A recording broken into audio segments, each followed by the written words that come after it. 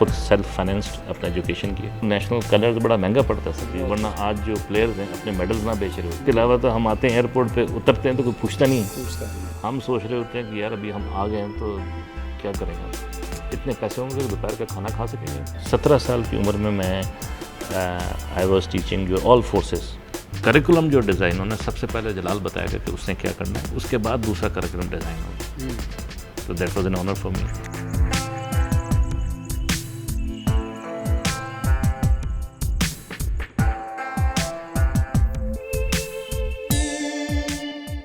बिस्मिल्लाहिर्रहमानिर्रहीम। इब्तदा है रब्बे जलील के उस बाबरकत नाम से जो दिलों के भेद बेहतर जानता है। ज़फ़र फ़ानी आपकी खिदमत में हाज़िर। आज का प्रोग्राम ईद स्पेशल के पॉइंट ऑफ व्यू से है और आज जो सेलिब्रिटी मेरे साथ मौजूद हैं बहुत मज़े के इंसान हैं और सबसे उनकी जो बड़ी खूबी है वो यही है कि एक बेहतरीन दोस्त हैं, एक बेहतरीन बाप हैं और एक बेहतरीन साथी। जब हमने ये प्रोग्राम का प्लान किया तो मैंने उसको कॉल की और मैंने कहा कि भाईजान आपसे कुछ टाइम चाहिए। उनकी काफ़ी ऑनलाइन क्लासेस और इस तरह की उनकी बहुत एक्टिविटीज़ हैं, बट उन्होंने मुझे कहा, उनका एक तकिया कलाम है, जब उनको फ़ोन करते हैं तो आगे से मुस्कुराते हुए अंदाज में वो कहते हैं चैम्पियन कैसा है तू। तो उसी अंदाज में उन्होंने मुझे कहा कि बस बता कब कहाँ शूट कर, फ़ौरन आ जा। मैंने उनसे पूछा आप मुझे अपनी लोकेशन बताइए, तो उन्होंने हमें इस खूबसूरत हॉल में बुलवाया। सेंटोरियस की ये खूबसूरत लोकेशन है, यहाँ पर वो ऑनलाइन क्लासेस भी देते हैं। तारफ़ उनका कराऊँगा तो प्रोग्राम का स्टार्ट यहीं पर लंबा हो जाएगा। बहुत अच्छे एक्टर हैं, बहुत अच्छे स्पोर्ट्समैन हैं। कौन कौन सी स्पोर्ट्स और कब से वो कर रहे हैं ये वो अपने मुंह से आपको बताएंगे इंशाल्लाह। सारी चीज़ें आज आपके सामने डिस्कस होंगी जिनसे आप बहुत मज़ा करने वाले हैं और कुछ तल्ख़ यादें भी हैं जो हमने डिस्कस करनी है, जो मोस्ट इम्पॉर्टेंट हैं, जो उनके अंदर की कुछ चीज़ें हैं जो आप तक पहुंचानी हैं। उम्मीद करता हूं आपको बहुत बहुत पसंद आएंगी। तो चलते हैं आज के स्पेशल गेस्ट जलाल हैदर की तरफ। अस्सलाम वालेकुम। वालेकुम अस्सलाम जी। जनाब अली जी, आपको क्या कहूँ, एंकर, सिंगर, डायरेक्टर, प्रोड्यूसर, आपने भी तो बड़ा इवॉल्व किया है। ये बदले ले रहा सारे, कसम से ये प्लान नहीं था, ये खुद से बोला जलाल ने। अच्छा जलाल, मुझे ये बताइए, हमारी दोस्ती का तो एक बड़ा लंबा सफ़र है, लेकिन उसके पीछे आपके काम का बड़ा लंबा सफ़र है। क्योंकि मैंने जब आपको स्क्रीन पे देखा तो मेरी ख्वाहिश हुई कि यार मैंने इस बंदे के साथ भी काम करना है। फिर वो काम हुआ और ना सिर्फ काम हुआ, वो बहुत पसंद किया गया। मेरे साथ आपने एक कॉमेडी प्ले सियासत कमाल की भी किया था। हालांकि नाज़रीन बाखुदा ये था कि जलाल, क्योंकि इनकी पर्सनैलिटी स्पोर्ट्समैन और ये वो, मतलब कॉमेडी इनके पास से गुजरी भी नहीं थी, बट जलाल ने खूबसूरत कॉमेडी भी की। और बाद में बल्कि ये होता था कि सीन कट होता था तो मैं अपनी हंसी रोक के बैठा होता था कि जब सीन ख़त्म हुआ तो मैं और जलाल हम बाद में लाफ्टर देते थे। सर मुझे ये बताइए, आप स्पोर्ट्स से भी जुड़े हुए हैं और माशाल्लाह पाकिस्तान के लिए आपकी बहुत खिदमत हैं। मुझे ये बताइएगा कि कब से आप स्पोर्ट्स में बाकायदा इन हो गए थे? बेसिकली वालिद साहब मरहूम लेफ्टिनेंट कर्नल अब्दुल अजीज़ खान, उनका जो आर्मी का ट्रैक रिकॉर्ड है, उनके है first time in the history of army उन्होंने 3 कलर्स होल्ड किए हैं। ये was the captain of the combine 11। और उनको शौक़ था कि स्पोर्ट्स की तरफ लाना, एंकरेज करना। बहुत सारी चीज़ों में शायद मैं उतना अच्छा ना हूँ, लेकिन उनकी एंकरेजमेंट मुझे पता था कि मैंने ज़ीरो कर दिया, लेकिन कहते नहीं करो, खड़े हो जाओ, शुरू हो जाओ, ठीक है। तो ये अपॉर्चुनिटी देना कि ये भी करो, ये भी करो। तो इसी तरह मार्शल आर्ट्स जो को टेक्वांडो है, जो एक उस वक्त इतना मशहूर नहीं था। तो मैं था उस वक्त तकरीबन 13 साल की उम्र में, 12-13। तो तब ले जाना, मुझे लाना, और उन दिनों में इस्लामाबाद में जिन्ना सुपर मार्केट जो कहलाता है, वहाँ 3-4 कुत्ते बैठे होते थे। वहाँ लोग डरते थे कि वहाँ से क्रॉस कैसे करेंगे। तो वो टाइम था इन द मेकिंग, ठीक है। तो और मेरे टीचर 2 कोरियंस थे जो बड़े रेनाउंड थे और एक जर्मन था। तो उन्होंने कोई तकरीबन शुरू में 2-3 हज़ार लोगों को सिखाना शुरू किया और एंड ये हुआ कि वो 6 लोग रह गए और 6 में से भी उनमें से सबसे छोटा उस वक्त बिटवीन 12-13 मैं था। ये मैं और वो बड़ा अच्छा एक्सपीरियंस था। और उसमें सबसे बड़ी क्वालिटी ये थी कि जिसका भी झगड़ा होता था, जो भी मार खाता था, तो उसने मारना तो होता था किसी को, Obviously. उनको कोई नहीं मिलता था, वो आके मुझे पीट के चला जाता था। ओह माय गॉड। ठीक है ना। लेकिन खुदा का शुक्र हो कि एक दिन वो भी आया कि जो मेरी पिटाइयाँ हुई थी और मैं एक लेवल पे आया, पिट के मार खा के, और खुदा ने दिन दिया कि मैंने भी उसी से एक नाम बनाया। और सीनियर से सीनियर मेरा बंदा जो है ना, वो मुझे कहता था कि नहीं यार अब ज़रा हाथ हो ले आराम से। तो लेकिन वो पी काटनी पड़ती है आपको हर चीज़, बिल्कुल। तो उसमें मेरा तकरीबन जो टेक्वांडो में मैंने पाकिस्तान के लिए first junior black belt at the age 15 साल की उम्र में first junior and the youngest Pakistani from Pakistan मैंने क्वालिफाई किया, माशाल्लाह। पहला एजाज़। उसके बाद दूसरा मैंने लिया जी first international referee from the world panel Las Vegas से टू क्वालिफाई। फिर तीसरा आपकी लंदन ओलंपिक से जो टीम थी उसमें मैं हेड ऑफ़ द टीम था। वियतनाम में मैं था, 2 दफ़ा वहाँ गया हूँ। थाईलैंड में मैं था, और ईरान में as manager, coach and head of the, तीनों डिस्टिंक्शन मेरे पास था। टोटल 17 से 18 दफ़ा मैंने ट्रैवल किए, और with the consent and approval of my president colonel Waseem, जो कि इस वक्त प्रेसिडेंट है, वेरी हार्ड वर्किंग पर्सन। और उनके साथ एक ताल्लुक़ रहा है सैफ गेम्स से लेके अभी तक। तो उसमें टेक्वांडो में देखा जाए तो पहचान, खाना पीना, सारा कुछ मेरी, जैसे कहते हैं ना, कोई पूछता था यार ये गाड़ी कहाँ से ली है, किसने ली है, मैंने कहा यार ये लातों की कमाई है। कहता क्या मतलब है लातों की। तो मैंने 13 साल की उम्र में आई स्टार्टेड। और सबसे बड़ी क्वालिटी है कि उस वक्त से लेके आज के दिन तक मैंने खुद सेल्फ फाइनेंस्ड अपना एजुकेशन किया। माशाल्लाह माशाल्लाह। ठीक है ना। Very good. हाँ, और उसके बाद हर चीज़ में खुद मैं खड़ा हुआ। और ऐसा भी टाइम आया जिसमें कि घर के सारे ख़र्चे भी मैं करता था। ये नहीं कि मैं ये सारा, वो वालिद साहब ने कुछ किया था, कुछ ग्रूम किया था, तो that credit goes to him. और सिंगल पसली होती थी। और बड़ा जो सोसाइटी में एक और बड़ा इम्पोर्टेंट चीज़ है, तो ये तो जब इतना कंट्रीब्यूट किया पाकिस्तान को, ने नाम दिया, पाकिस्तान का कलर मैंने पहना, और 17-18 दफ़ा बाहर गया, और हर जगह कोई डिस्टिंक्शन हुआ। ये तो अच्छा टाइम था। बुरा टाइम ऐसा भी था कि जब इन द मेकिंग, तो जब आप मैं ICB का पढ़ा हूँ, इस्लामाबाद कॉलेज फॉर बॉयज़, तो वहाँ गया तो एकदम मैं जैसे कहते हैं नर्ड्स, कभी ना ट्रैवल करना, ना लोगों में बैठ के ट्रिप्स में जाना, बिल्कुल कोने में। लेकिन मेरे जो दोस्त थे बड़े, वो क्रिकेट के कैप्टन, ये मैं खामोश रहता था। लेकिन एक दिन फाइनली ओपन हुआ, ये अपने कॉलेज का डिस्प्ले हुआ, तो डिस्प्ले में जब मैंने प्रेजेंट किया कि मैं इस तरह ब्लैक बेल्ट हूँ, इस तरह नेशनल, वहाँ से फिर मेरा एकदम कन्वर्ट हुआ कि पहचान, दोस्त, और उनका नज़रिया चेंज हुआ। That was one. और दूसरा था कि मैं बिल्कुल पसलियाँ जैसे मैं खड़े होकर गिन सकता था। ठीक है ना। तो मेरा बेस्ट फ्रेंड था, बंगाली था वो। ठीक है ना। उसके साथ बड़ी दोस्ती। तो उसकी माँ ने बताया, भाई तुम्हारा जो हीरो दोस्त तुम्हारा पागल हो गए, बताएं कौन है ये। तो मैं स्विमिंग कर रहा था, तो जो बंगाली शौकत सूफ़ी था, उसने कहा मेरी माँ मिलना चाहती तुमसे। मैं कहा मिल लेता हूँ। मैं निकला, उन्हें कहा ओए ये सिंगल पसली ये करेगा ये काम। मैंने कहा इससे बेहतर तुम्हें कोई दोस्त नहीं मिला। बड़ा ठीक है। एक ये था। तो दूसरा ये था कि मेरा इंट्रोडक्शन बड़ा डिफ़िकल्ट था, क्योंकि बड़ा मैंने मेहनत किया हुआ था। उसके बाद इसी चीज़ को मैंने इंस्टीट्यूशन में किया। मैंने एक NGO बनाया। NGO बनाने के बाद मैंने काम तो करना था नौकरी, क्योंकि ये कौम किसी शक्ल में खुश नहीं होती आपसे। आप 5 लाख कमा लें तो भी कहते हैं कि पैसा तो हर एक के पास होता है। अच्छा। उधर भी होता है। तो क्या हुआ, फिर पढ़ाई मैंने किया, अपना matric, FA, BA, BSc, BA, फिर MBA, इस खार में कि यार स्पोर्ट्समैन ये क्या यार, घर जाता हूँ तो कहते हैं कि अनपढ़ जाहिल है, स्पोर्ट्समैन सारे जाहिल होते हैं। मैं कहा ये तो बात तो ठीक है। मैंने कहा वो भी हकीकत है। बड़े बड़े स्पोर्ट्समैन जिन्होंने बाद में पता चला कि सिर्फ मैट्रिक की है या मैट्रिक से आगे बढ़े नहीं है, इट्स वेरी वो मैंने कवर किया, साथ साथ वो किया। तो मीनवाइल मैंने ये NGO बनाया। That was a very strong concept. उसमें मुझे even best concept of the NGO का मुझे जिसे कंसिडर किया गया, अच्छा, एनजीओ का भी सिलसिला रखा हुआ है सर, माशाल्लाह। क्योंकि कमाना तो था मैंने। वो नेशनल कलर्स बड़ा महंगा पड़ता है सर। एग्जैक्टली, उसकी लाज रखना बड़ा हाँ, मुश्किल है। कोर्ट और ये जो होता है ना, ये आपसे बहुत कुछ मांगती है, वरना आज जो प्लेयर्स हैं अपने मेडल्स ना बेच रहे होते हैं, ठीक है। वो खुशकिस्मत हैं जो खेलते हैं क्रिकेट सर।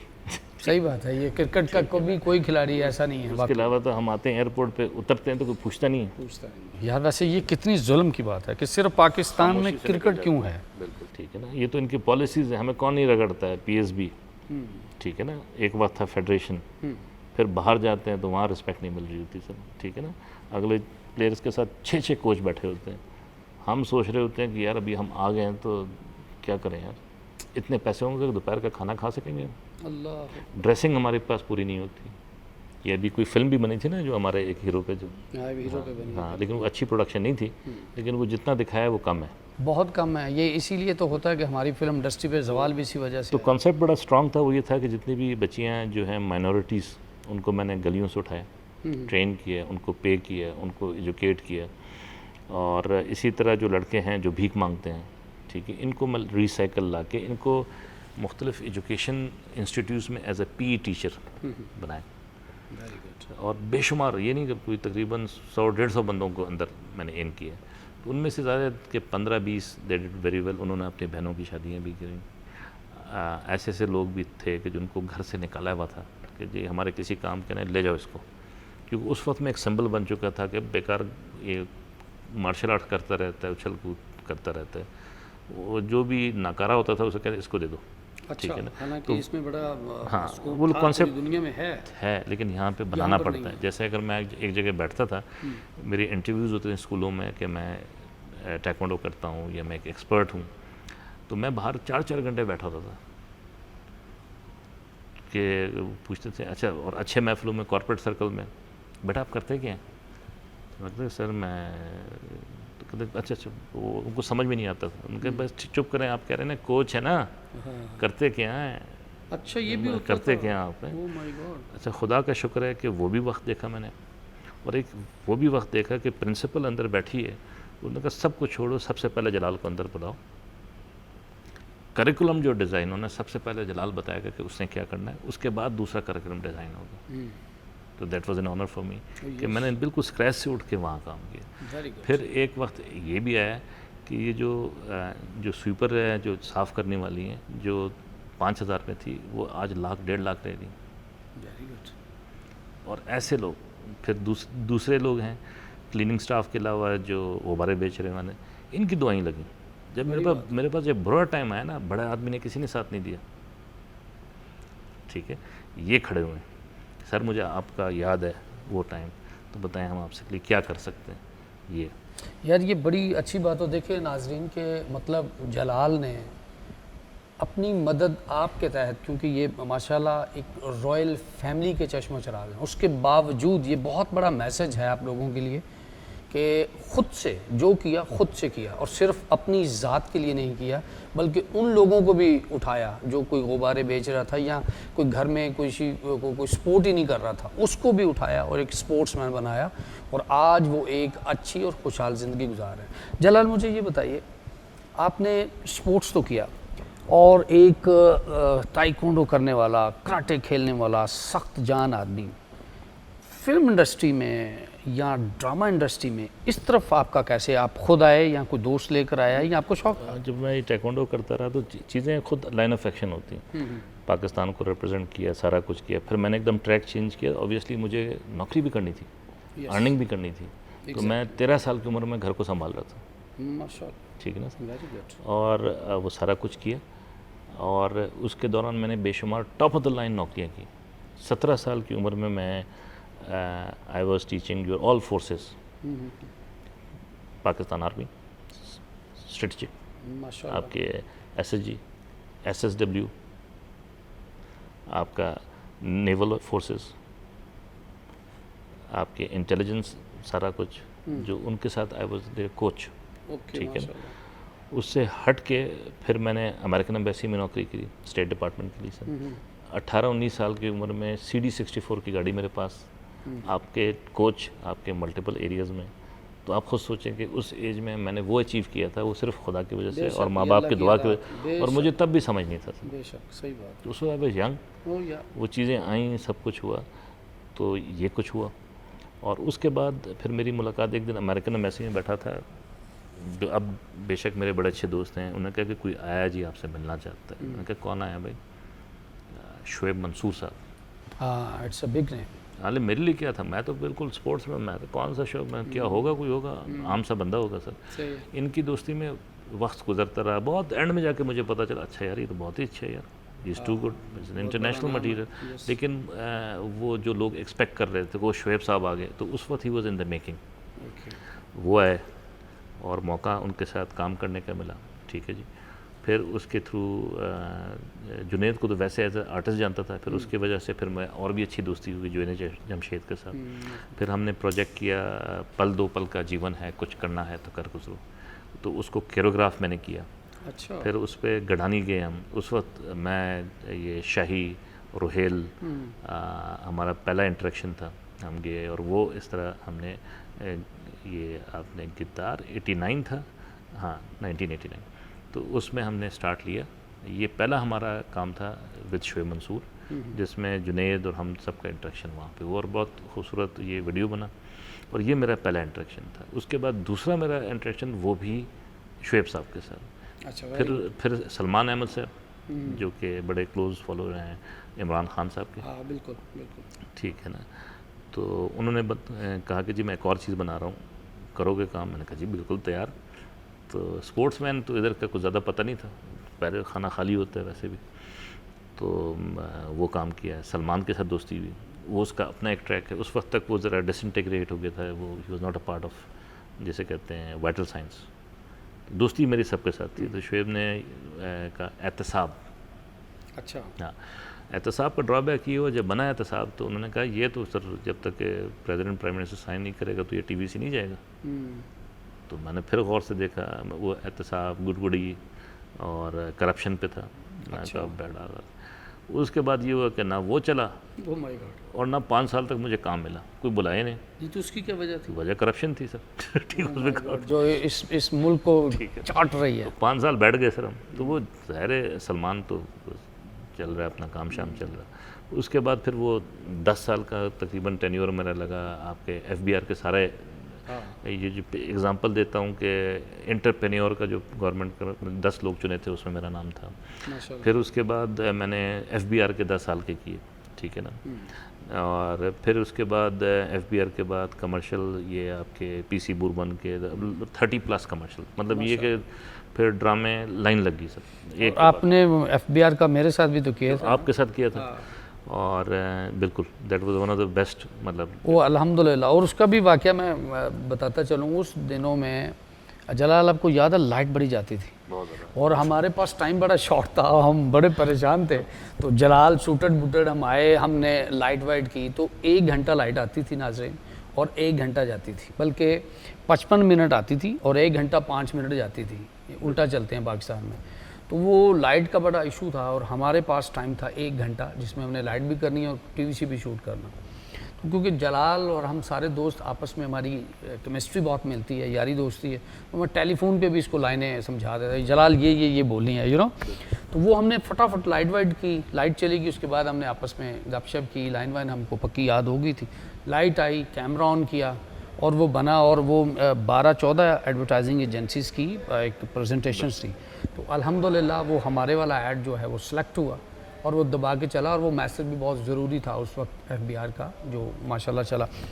सैयद नूर साहब के साथ भी आपने काफ़ी सारी पिक्चर्स की हैं। हाँ, एफबीआर के एक और चीज़ मैं बता दूँ, मैंने मेरा स्टार्ट उससे बैन हुआ, और वो बीबीसी से चला। अच्छा, यहाँ से बैन हो गया। अच्छा, पाकिस्तान से बैन, पाकिस्तान, फिर बीबीसी से चला। हाँ, एहतसाब। उसके बाद जब एफबीआर का जो मैंने आखिरी किया वो था पैसा बोलता है। पैसा वाकई बोलता है। अगेन करप्शन, क्या हुआ जी, फिर नहीं चला, वो भी उसी की नज़र। जो वो था और जो काम मिलना था वो भी फिर फारिग, क्योंकि वो अगेन पैसा बोलता है, पैसा बोलता है, जो ये छुपा रहे थे। अगेन ऑन करप्शन चेक किया, ये तो पहले आपने वो भी किया था, मैं फिर बैठ जाता। ठीक है, ठीक है। तो ये एरिया किया इन सब कामों के बीच में 1980s में, 83, 84, 85, हाँ इसी तरह। पाकिस्तान टेलीविज़न। उस वक्त मुस्तनसर हुसैन तारड़ साहब थे। और उनका बड़ा तोता बोलता हाँ, और पहला प्रोग्राम उनके साथ मेरा ऑन एयर गया एज हेल्थ एंड फिटनेस। उसमें नामो निशान नहीं था, ठीक है ना। मैं करता हूँ जी, तो मतलब मुझे कुछ एज माय फर्स्ट एंकर, जिसका सबसे खूबसूरती थी कि कोई स्क्रिप्ट ही नहीं था। ओह माय गॉड, ठीक है। ऐसे ही फिल्म थी। 1983-84 में मैंने वो स्टार्ट किया। पहला मेरा डायरेक्टर प्रोड्यूसर था अकबर मलिक। मैं कॉन्फिडेंस सारा कुछ चल रहा है, एम्बेसी पाकिस्तान का कलर होल्डर, ये मैं तो इसको मुंह नहीं लगाता था। टीवी में गया तो चारों तो शीशे थे। उन्होंने कहा जी पहला प्रोग्राम चले जी, ज़रा करते हैं ऑन एयर। मैं आ गया, सातवें आसमान पे दिमाग। शीशे में मैं देखा तो मैं इस तरफ देख रहा था, मेरा प्रोड्यूसर दूसरी तरफ देख रहा था। मैं किसको क्या हो गया, सर पकड़ के करता है या अल्लाह कहाँ फंस गया, किस चरिए के साथ फट गया, आगे मैं काम कैसे। मैंने शीशे में देखा, मैंने कहा ज़रूर ये कुछ मसला है इसको मेरे से ना, समझ गया।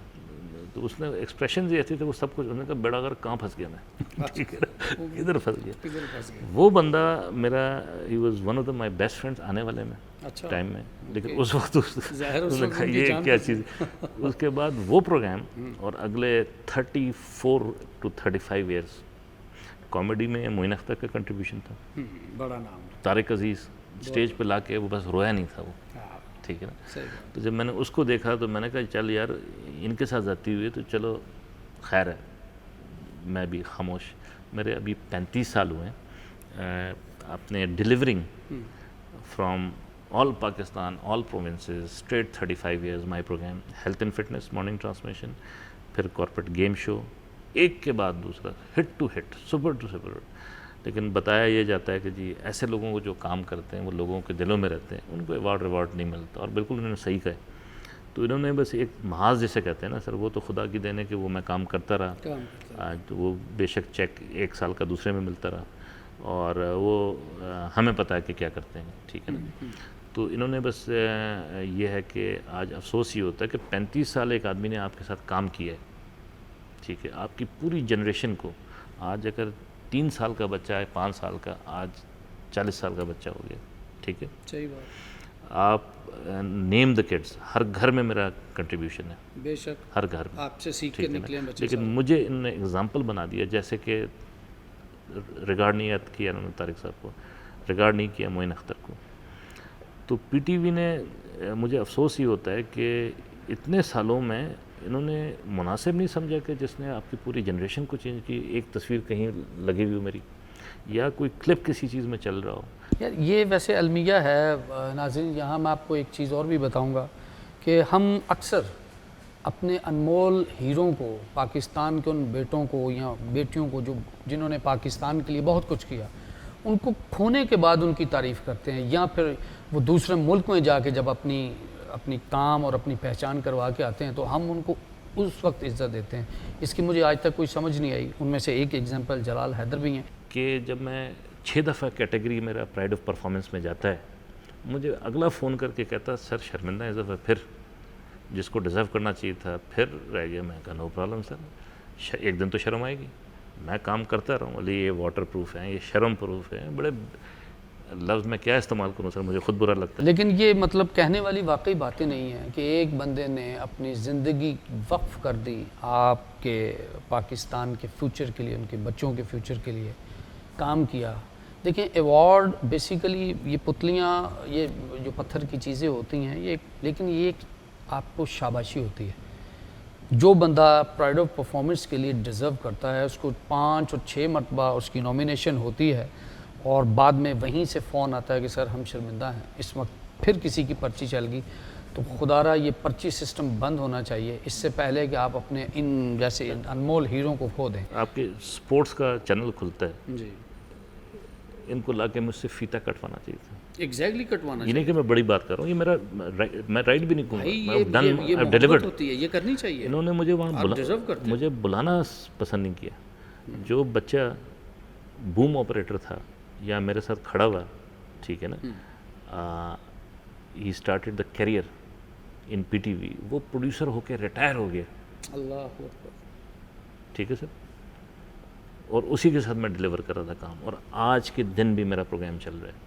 किधर मर गया कॉपीराइट्स, सही बात। किधर मतलब हर एक को फ़ायदा हो रहा है, they are marketing, they are doing it. किधर जो काम करने वजह से आप करते क्या हैं? स्पोर्ट्स चैनल होता है, आप उसमें आपका काम देना बंद हो जाता है, ठीक है ना, आपको काम नहीं मिलता है। क्यों? सबसे बड़ा रोना ये है कि आप जब डिलीवर करें और आप एक सैचुरेटेड पॉइंट पे पहुंच जाएं तो लोग अपने जो पायनियर्स हैं उनको कदर देते हैं, रिस्पेक्ट देते हैं, उनसे काम लेते हैं। यहाँ आपको घर बैठा दिया जाता है। दूसरा, आपको इतनी बुरी तरह से डैमेज किया जाता है कि आपके पास अल्फाज नहीं होते। और ये सबसे बड़ा अलमिया है। हाँ, बहुत तो ये अगर है पाकिस्तान टेलीविज़न तो उनको भी थोड़ा शर्म आना चाहिए, लेकिन मेरा नहीं ख्याल कि शर्म आएगा उनको, क्योंकि यूज्ड टू पर्ची कल्चर सर।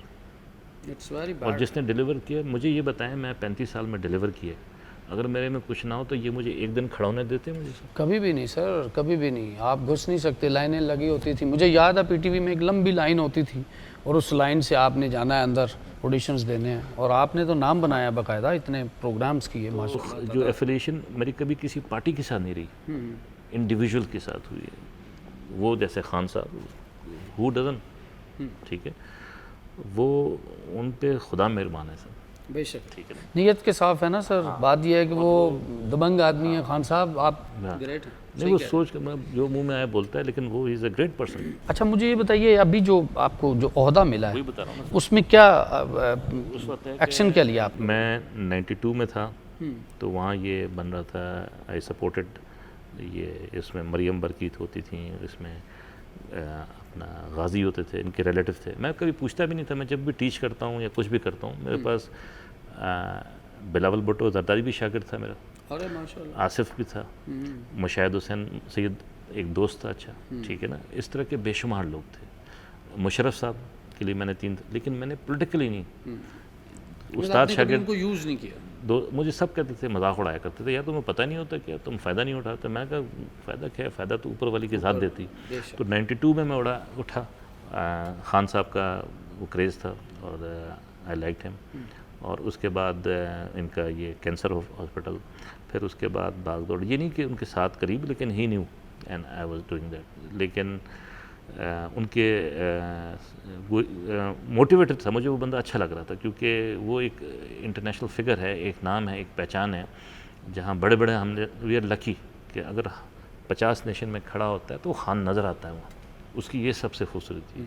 बाद में पीटीआई, बाद में सारा कुछ, आप उसको उठा के साइड पे कर दें, पीटीआई क्या है, कुछ भी नहीं। इन्फॉर्मेशन में काम किया है जमात साहब के साथ, फिर उसके बाद मैंने ये कहा काम दें सर मुझे, ओहदा शोदा गोली मारें, ठीक है ना, वो किया। फिर उसके बाद मैं स्पोर्ट्स एंड कल्चर में, उस वक्त नईम साहब थे, वो काम नहीं बने। मेरे शाहजमान से मुलाकात हुई, जिसने कहा है रोक सको तो रोको, तब्दीली आई रही। बड़ा अच्छा टर्निंग पॉइंट था ये। तो वो मेरे सामने आया कि वंडरफुल पर्सन, हीरा, ब्यूटीफुल पर्सन, तो बड़ा अच्छा, बिल्कुल भाइयों की तरह। और उसमें मुझे बस आई लाइक हिम ना, उस वक्त ना उसके पास कोई अहदा था ना मेरे पास था, बस काम कर रहे थे, मज़ा आया उनके साथ गपशप। बेसिकली आप खान साहब के लिए कर रहे हैं। हाँ, वो तो, मुल्क के लिए कर रहे हैं, तो आप जुड़ गए। क्योंकि सबसे बड़ी जो मुझे चीज़ ये थी कि जो मुझे नज़र आ रहा था, खान की जो भी कुर्सी किसी पे बैठाता है, खान का अपना वज़न है। बदकिस्मती जो बैठता है वो, उन्होंने they have given a tough time to Khan साहब। अगर उसकी अपनी भी कोई वोट बैंक हो या अपनी कोई अच्छाई हो या उस काम को समझो, right person for the right job, और दूसरा आप बैठाएं तो अपनी भी तो कोई फॉलोइंग है। आप कुर्सी से हटा दें, वो खान का नाम जो जुड़ा हुआ हटा दे, तो वो 0 मल्टीप्लाई बाय 0 है। हकीकत सर, अगर गवर्नमेंट बनी है पीटीआई की, या लोग पीटीआई को पसंद कर रहे हैं, या वोट बैंक इसका बड़ा है, तो वो जस्ट खान साहब की वजह से है। ये बात क्लियर है कि पीटीआई है खान साहब की वजह से। खान साहब हयात हैं तो पीटीआई भी हयात है। लेकिन जो बाकी दोस्त हैं उनके लिए ये मैसेज है कि खान को फॉलो करो तो पीटीआई इंशाल्लाह तवील चलेगी। सर ये कुछ भी ना करे बंदा, सिर्फ बैठ जाए, सिर्फ बैठ जाए, अगले को लिटा देगा सर। बेशक, ये मजाक नहीं कर रहा हूँ, आप सही कह रहे हैं। आप देखें हमारे जितने भी पॉलिटिकल लीडर्स या जो भी निकले, क्या पहचान है उनकी sir. I am sorry to say, उनको इंट्रोडक्शन के लिए लफ्ज़ नहीं होते। सही है। 90% कहते हैं फलां आदमी जो उसने वहाँ फीता काटा था। इसका इंट्रोडक्शन क्या है? ये तो लोग मरते हैं इसको हाथ लगाने के लिए, इसको मिलने के लिए। तो यार वो बड़ा ऑनर था। मैं बड़ा डिसअपॉइंट था फ्रेंकली फ्रॉम पीटीआई। तो क्यों, खान तक तो पहुंच ही नहीं थी, ठीक है। मैंने कहा चल काम करता हूँ, तो फिर वो किया। फिर शाहजमान से मिला, हम दोनों एक से बढ़ के एक कंफ्यूज दोनों हम, अच्छा। हमें समझ ही नहीं आ रहा था क्या हो रहा है। फिर लेकिन आई लाइक हिम बिकॉज दोनों का डाखाना एक था, वो भी कुछ करना चाहता था, वो भी खान साहब का इज़ क्रेजी अबाउट हिम। बड़े और दूसरा सबसे बड़ी जब आप खान साहब को कहते हैं कि is for the country, for Pakistan. अच्छा, फिर उसके बाद हाँ मैं वेलफेयर में गया। उसमें उस वक्त तक मेरे पे प्रेशर था, ये चीज़ें मल्टीपल चीज़ें। उस वक्त तक ये था कि 2014 में वालिद साहब फौत हुए थे, तो एकदम क्रैश होने लग गई चीज़ें। ऑब्वियसली आपके सर से छत का हाँ, गिर जाना वो हो गया। फिर एकदम मेरी वालदा फौत हो गई, दैट वाज वेरी थिंग, और वो भी हाथों में। तो वो बस खुदा ना करे कि माँ आपके हाथों में फौत हो, अल्लाह अकबर। और उससे बड़ा आपके लिए अज़ाब। सर इससे बड़ा लॉस भी नहीं है, कायनात का सबसे बड़ा लॉस माँ बाप का जाना है, कोई मुतबादल नहीं है उसका। आप बिल्कुल ठीक कह रहे हैं। तो उसके बाद जो है अचानक मैंने कहा यार बस हो गया सर, ये मेरा काम नहीं है। मैं तो फिर स्पोर्ट्स की तरफ इसलिए था कि इससे नॉन पॉलिटिकल विंग, उसमें मुझे एक अच्छा लगता है, चाहे वो पीपीपी का है, पीटीआई का, वो मुल्क के लिए अच्छा है, ही इज़ एन एसेट, उसको इस तंजीम में होना चाहिए, विंग में होना चाहिए। एग्जैक्टली। और इसी की ये खूस है। मैं कहा यार वाह, ये जगह मेरे काम करने का।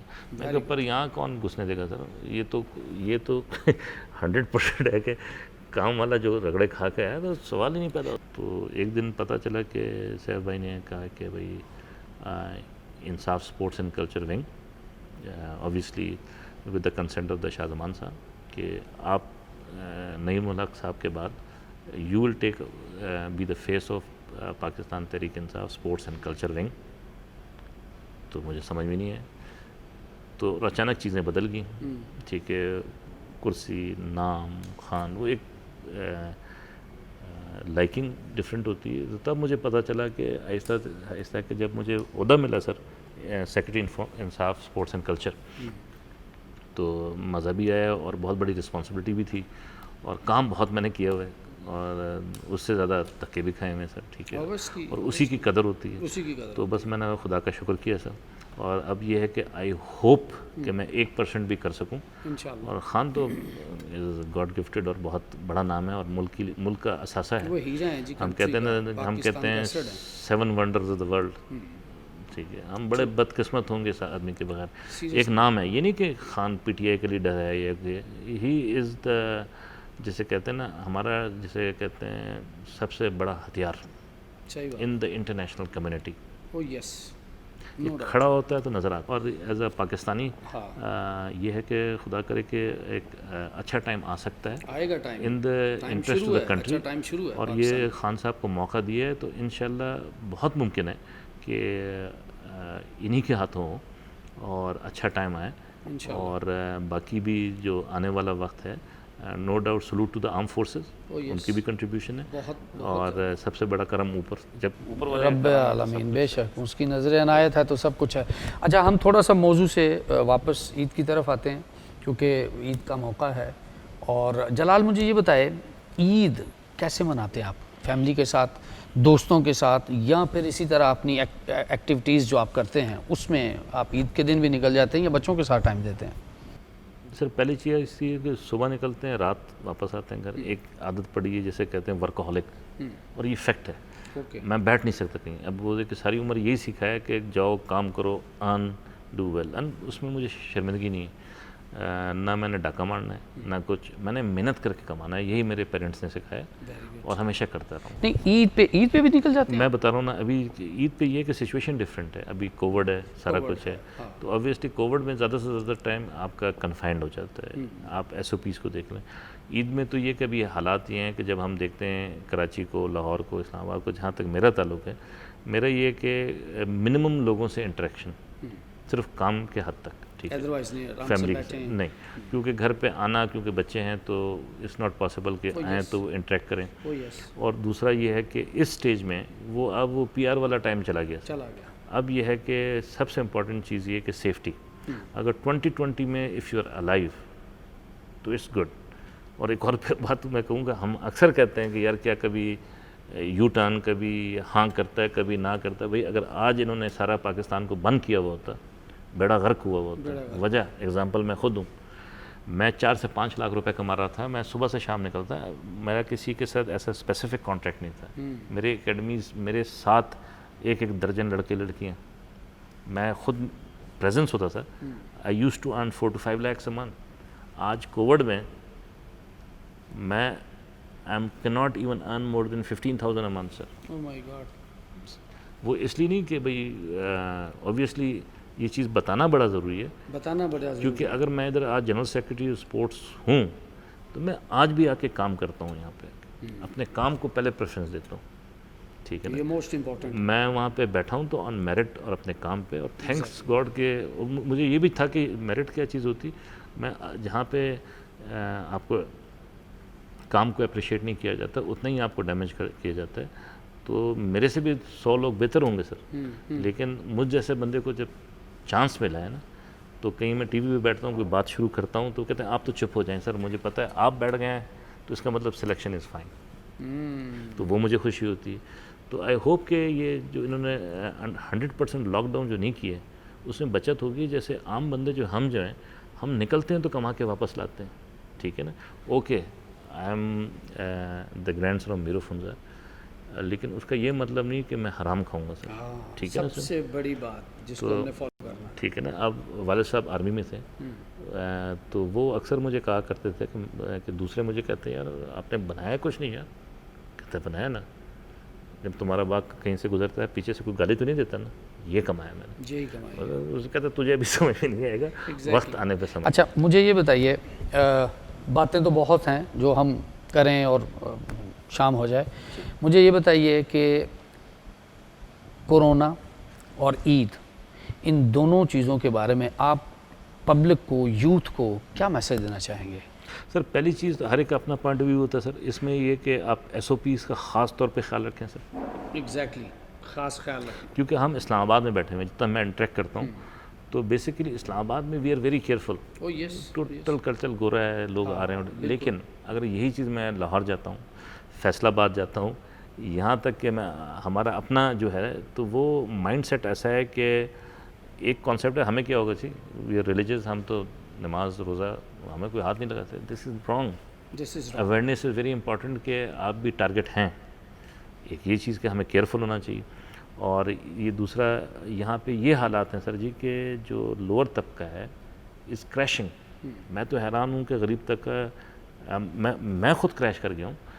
तो हालात किस तरफ जा रहे हैं, वो तो लोग आके सड़कों पे मारपीट नहीं शुरू कर दी. सही बात है, बहुत बड़ी बात उनकी की. हिम्मत है. हाँ, ये एक हम अजाब से गुजर रहे हैं. इससे जिसे कहते हैं ना, इससे बड़ा अजाब इलाही क्या होगा जी क्या आपके सर. खुद को बदलने का बेहतरीन मौका है. हाँ, घर में खाने को ना हो, आपकी सोर्स ऑफ अर्निंग ना हो. ये नहीं कि प्रोफेशनल है वो बेशक कमा रहा है 4-5 लाख, लेकिन जब दरवाजे बंद हो जाते हैं तो वो आपके लिए अजाब हो जाता है, क्योंकि आपने सोचा ही नहीं होता कि भाई ये भी टाइम आने वाला है. तो ऐसे में कुर्बानी जो है ना, आप जब कहते हैं तो यहाँ तो लोग मर रहे हैं सर, वो कुर्बान हो रहे हैं. आप अपनों को संभाल लें, आप SOPs को फॉलो कर लें. आप तो कुर्बानी बिजनेस बन गया सर. किस कुर्बानी की बात कर रहे हैं आप? सही बात. 4 फ़ोन तो मुझे आ जाते हैं कि भाई ये काम कर लो 2 पैसे मिल जाएंगे सर आप. बिल्कुल सही. तो आजकल मेडिसिन बिजनेस बन गया सर, कुर्बानी आपका बिजनेस बन गया. मेरा ख्याल है कि ईद पे हम वो लोग जो मुस्तहिक हैं उनको हेल्प कर दें. Very good. जी, यही आपका मैसेज है, ये ज़रा बताइए उनको करें पब्लिक. तो वो कुर्बानी है सर. तो यहाँ आज जब मैं वेलफेयर में था तो मैं अंडर 17 का जो बच्चा जो सेलेक्ट होके ऑल पाकिस्तान में आया था, उसके घर में खाने के पैसे नहीं थे सर. ये मैं बात कर रहा हूँ 4 महीने पहले की सर. तो ऐसे में कुर्बानी है तो आप अल्लाह की राह में देना चाहते हैं कि गरीबों में बांटें, वो कुर्बानी है, ठीक है ना. तो that will be very good. और दूसरा ये SOP का ख़ास तौर पे ख्याल रखें. ख़ास तौर पे जैसे पंजाब के 36 डिस्ट्रिक्ट्स हैं, वहाँ केयर ही नहीं करते सर. वहाँ कहते हैं बस ईद आ गई, बस सब कुछ ख़त्म है. ख़त्म हो गया. उल्टा है, यही ईद पे फैलेगा सबसे ज़्यादा.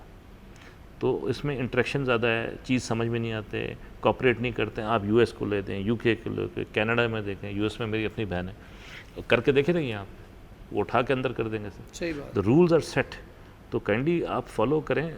वो चीख रहे हैं, बता रहे हैं, तो आपकी बेहतरी के लिए बता रहे हैं. तो मेरा अपना ख्याल है ईद पे आप ज़रूर जाएं, SOPs को फॉलो करें.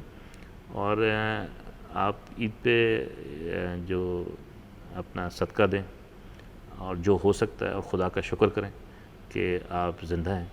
और ये है कि आप अच्छी सोच रखें. और नेगेटिव तो बहुत है, बस ये इंशाल्लाह खुदा ने किया तो मेरा ये है कि ये एक इम्तहान है, और आपको थोड़ा जगाना है। तो आई होप कि इसी तरह से हम एक बेहतर डायरेक्शन की तरफ जाएं, और ख़ास तौर पे ये मुबारक जो दिन आ रहे हैं ईद के, इंशाल्लाह इसके बाद ये कि कोरोना गायब हो जाए, इंशाल्लाह दाऊद फारिग, इंशाल्लाह, और पाकिस्तान इससे पाक हो बिल्कुल। जाए। 14 अगस्त आ रहा है सर, हैं क़ायद-ए-आज़म लिंकेज इम्पोर्टेंट, पाकिस्तान से बड़ा नाम नहीं सर, बेशक, which is above any politics Oh, sir, yes, ठीक है yes, सर। yes. मैं चाहूँगा कि 14 अगस्त में हम सूबों को जोड़ें, बहुत अच्छी बात। ठीक है। हम प्रोविंस, रीजन, डिस्ट्रिक्ट, यूसीज सबको उठा के जोड़ें, मतलब माइक्रो लेवल पे, through music, through art, through craft, sports आप जुड़ जाएं, और उसका हम नाम दें zoom Pakistan, Insaf sports and zoom culture, Pakistan, हैं? माशाल्लाह। तो और इसका agenda in the interest of the rising Pakistan sir. Okay. मैं चाह रहा हूँ आप खुद म्यूजिशियन हैं, आप कोई अच्छा सा पेट्रियोटिक सॉन्ग, और सब जुड़ जाएं, और 14 अगस्त को हम ऊपर से लेके नीचे तक ग्रास रूट तक सेलिब्रेट करें। इंशाल्लाह, बजाय इंटरेक्ट करने हम ऑनलाइन तो जा सकते हैं ना, बिल्कुल जा सकते तो लेट्स गो जूम पाकिस्तान। नहीं, मैं हैं? आपके साथ हूँ, बल्कि बस। मेरी टीम, मेरे बिजनेस पार्टनर और मेरे ये सारा जो काम साथ में मेरे करते हैं, साबिर हुसैन, तो हम आपके साथ हैं जी, पाकिस्तानियों के साथ हैं। पाकिस्तान है तो हम हैं।